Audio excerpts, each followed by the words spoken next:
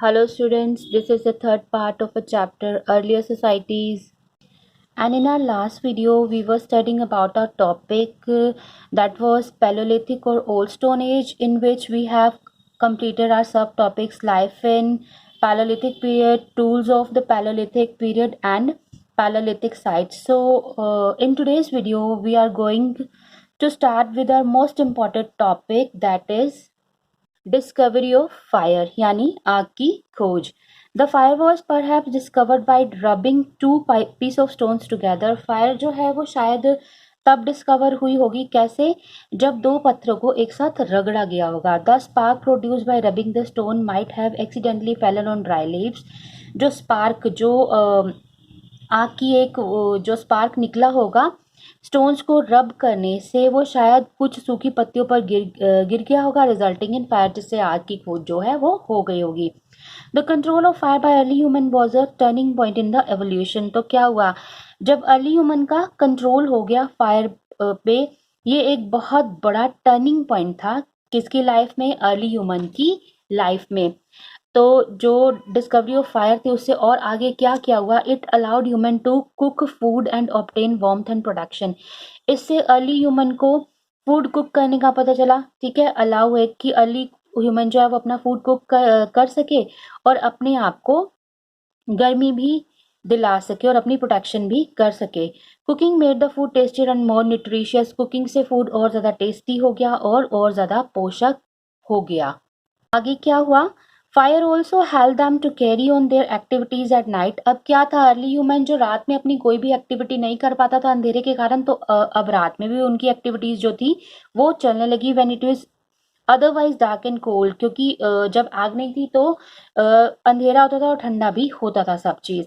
It also provide protection from predators and insects. जो बाहर से जो घुसपैठिए थे या कोई इंसेक्ट्स भी थे, ठीक है, उनसे भी अब उनकी प्रोटेक्शन हो जाती थी अर्ली ह्यूमंस की. Archaeologic sites in Kurnool caves in Andhra Pradesh have traces of ash. Kurnool जो केव्स है आंध्र प्रदेश की, ठीक है, उसमें ऐश मीन्स राख मिली है आर्कियोलॉजिस्ट को, ठीक है, which indicates the use of fire bye early human, जो इंडिकेट करती है कि फायर का यूज जो हुआ अर्ली ह्यूमन के द्वारा. अब नेक्स्ट हमारा जो टॉपिक है that is palaeolithic art. Palaeolithic age में जो कला थी, जो आर्ट थी, वो कैसी थी. Early human lived in caves and rock shelters. They often Drew figures on the wall of the caves. Early human जो था वो केव्स और रॉक शेल्टर्स में रहता था, तो वो क्या करता था, केव की वॉल्स पर कुछ फिगर्स जो था वो ड्रॉ करता था. These cave painting depict scenes of hunting. In cave paintings में कौन कौन से सीन्स होते थे, हंटिंग के सीन होते थे, and their daily life and activities. जो भी वो डेली लाइफ में अपनी एक्टिविटीज करते थे वो सारी उनमें बनी हुई होती थी. These paintings are about 9,000 years old and give us a glimpse of the prehistoric life. ये जो पेंटिंग्स हैं वो 9,000 ईयर्स पुरानी है, जो हमें एक ग्लिम्प देती हैं प्री हिस्टोरिक लाइफ का, कि हिस्ट्री से पहले की जो लाइफ थी वो कैसी थी. Their religious believes and practices की, वहाँ तब धर्म, जो उनके रिलीजियस जो बिलीव थे वो कैसे थे और वो किस तरह से अपने सारे काम करते थे. Archaeologists have discovered about 150 sites of Stone Age rock painting in Madhya Pradesh and southern Uttar Pradesh. मतलब जो 150 साइट्स है जो आर्कियोलॉजिस्ट को मिली हैं पेंटिंग्स की, रॉक पेंटिंग की, जो कि मध्य प्रदेश और साउदर्न उत्तर प्रदेश में है. These paintings mostly show stick figures hunting wild animal. मतलब मोस्टली जो इनमें फिगर्स बनी है वो वाइल्ड एनिमल्स को मारने की ही है, उनको उनका शिकार करने की है. Okay, some paintings have scenes of people dancing and performing some rituals and ceremonies. कुछ पेंटिंग्स में जो कुछ पीपल हैं वो डांस कर रहे हैं और कुछ रिचुअल और सेरेमनी जो है वो कर रहे हैं. The colours used in these painting are mainly red, green and white. Colour जो मेनली इनमें यूज हुए हैं that were red, green and white. Prehistoric paintings of old stone have been discovered in Altamira in Spain, Lascaux in France, France में और Spain में, ठीक है, and some another country, और कुछ दूसरी जो कंट्रीज हैं उनमें भी मिली है. The cave paintings all over the world had made similarity. और जो भी वर्ल्ड में जितनी भी केव पेंटिंग मिली है, चाहे वो इंडिया में चाहे किसी और कंट्री में हो, वो ऑलमोस्ट जो है वो सेम है. Next topic is Mesolithic age. The Mesolithic of the और the middle stone age. Mesolithic जो है उसको मिडिल स्टोन एज भी बोला जाता है. Extend for about 10,000 BC to 8,000 BCE। 10,000 before common era से 8,000 बिफोर कॉमन एरा तक है। The mesolithic age was in fact a transition period and was follow by the Neolithic age. Palaeolithic के बाद जो थी मेसोलिथिक एज आई और Mesolithic को ही follow किया गया। किसके? मेसोलिथिक के बाद जो एज आई दैट इज नियोलिथिक। ओके, तो मेसोलिथिक जो था वो एक ट्रांजिशन पीरियड था। कैसे? The term Mesolithic is derived from the Greek word mesos. जो मेसोलिथिक है वो भी ग्रीक वर्ड से लिया गया है। Mesos meaning middle and lithic meaning stone. जो मेसोस का मतलब है वो मिडिल और लिथिक का मतलब है स्टोन, तो ये हो गई middle stone age. Certain factors were responsible for the transition from palaeolithic to mesolithic, और कई सारे ऐसे फैक्टर्स हैं जो रिस्पॉन्सिबल हैं कि पैलोलिथिक एज मेसोलिथिक में कैसे बदल गई। During this time the climate of the earth became warmer and dryer. इस टाइम पर जो क्लाइमेट था ना अर्थ का वो वार्मर और ड्रायर सूखा हो गया।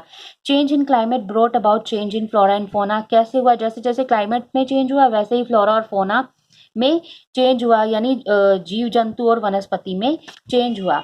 There was a rapid increase in grassland in the grain bearing grasses। जो grain bearing जिसमें हम अनाज पैदा करते हैं, उन grain bearing grasses की क्या हुआ? grassland जो है वो increase हुए। wheat and barley were perhaps the first plant to be cultivated। और wheat और barley शायद पहले ही प्लांट्स हो गए जो अर्ली ह्यूमन के द्वारा कल्टीवेट हुए होंगे, उगाए गए होंगे। People started using this grain as food.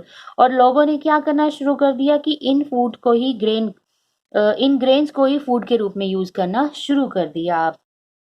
आगे, it also give them idea about the life cycle. इसी ने उनको लाइफ साइकिल के बारे में, life cycle of these plant के बारे में आइडिया दिए कि कैसे कैसे इनको उगाया जाता है, कैसे कैसे इनसे अनाज प्राप्त किया जाता है। The number of grass eating animals like goat, deer, sheep etcetera are increase. ये सारे जो थे एनिमल्स ये भी बढ़ने लगे अब, क्योंकि ग्रास बढ़ गई। People realize that these animal can be tamed. People को भी रियलाइज हो गया कि इन एनिमल को पालतू बनाया जा सकता है and use as food rather than risking their life by hunting and wild animal. और इनसे फूड की तरह इनको यूज एज फूड, कि इनकी जान को खतरा दिए बिना भी इनको हम यूज किए कर सकते हैं। These development were very gradual and did not take place uniformly.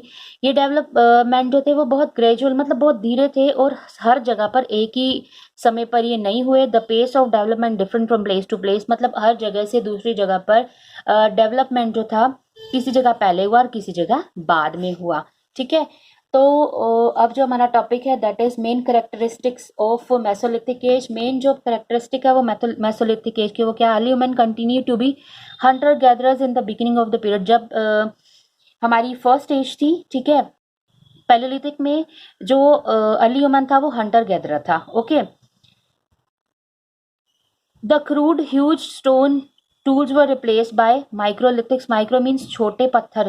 पहले बड़े बड़े ह्यूज स्टोन टूल्स बनते थे, अब छोटे छोटे स्टोन टूल्स बनने लग गए। The smaller and the sharper lighter stone tools, छोटे शार्प और light stone tool. The microlithic could even be fitted on a spear on used on an arrow. जो माइक्रोलिथ थे ना, जो वो पत्थर के छोटे छोटे टुकड़े थे, वो किस पे यूज हो सकते थे? स्पीयर और एरो पे भी यूज हो सकते थे।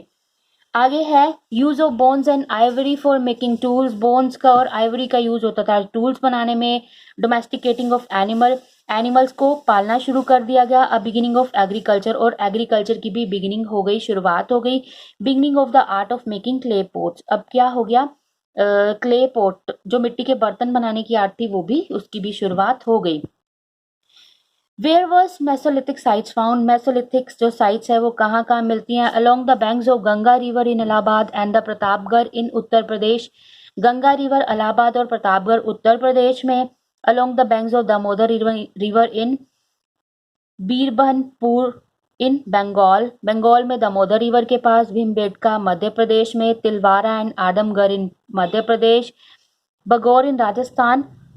लंगनाज इन गुजरात। ये सारी जो हैं ये मेसोलिथिक साइट्स जो हैं जो कि मिली हैं। Now our last topic of this chapter is the Neolithic age and और the new stone age. The new stone age began when people learned farming and starting producing their own food। जो new stone और neolithic age जो है इसमें people ने start किया क्या, learn करना स्टार्ट किया फार्मिंग और अपना खुद का खाना प्रोड्यूस करना। This is the period when agriculture started. ये वो पीरियड था जब कृषि जो थी वो उसकी शुरुआत हुई। Because agriculture developed at different times in different region in the world, क्योंकि जो एग्रीकल्चर है वो डिफरेंट टाइम पे और different region of the world में डेवलप हुई। There is no single date for the end of mesolithic period. तो एक सिंगल डेट नहीं है मेसोलिथिक पीरियड के एंड होने की। The discovery of farming did not happen all at once, क्योंकि जो डिस्कवरी थी ना, जो खेती की खोज थी, वो एक ही टाइम पर नहीं हुई थी। Over thousands of years people gradually learn to domesticate animal, क्योंकि हजारों साल लग गए पीपल को ये सीखने में कि एनिमल्स को डोमेस्टिकेट पालतू कैसे बनाया जाता है और प्लांट को कैसे उगाया जाता है। They begin to rely on farms for their food. अब वो क्या थे, फार्म्स पर रिलाई हो गए, फार्म्स पर डिपेंड करने लगे अपने फूड के लिए।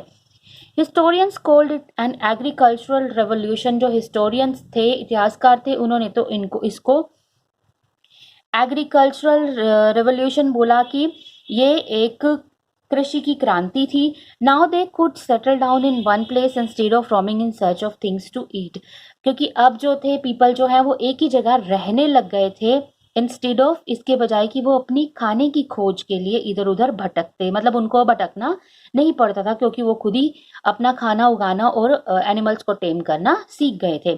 We will read more about the neolithic period in the next chapter. तो नेक्स्ट चैप्टर में हम और नियोलिथिक पीरियड के बारे में पढ़ेंगे। तो बेटा आज का जो आपका ये वाला चैप्टर था वो यहीं पे फिनिश हो गया। तो नेक्स्ट चैप्टर में हम लोग नियोलिथिक पीरियड के बारे में और पढ़ेंगे। Thank you.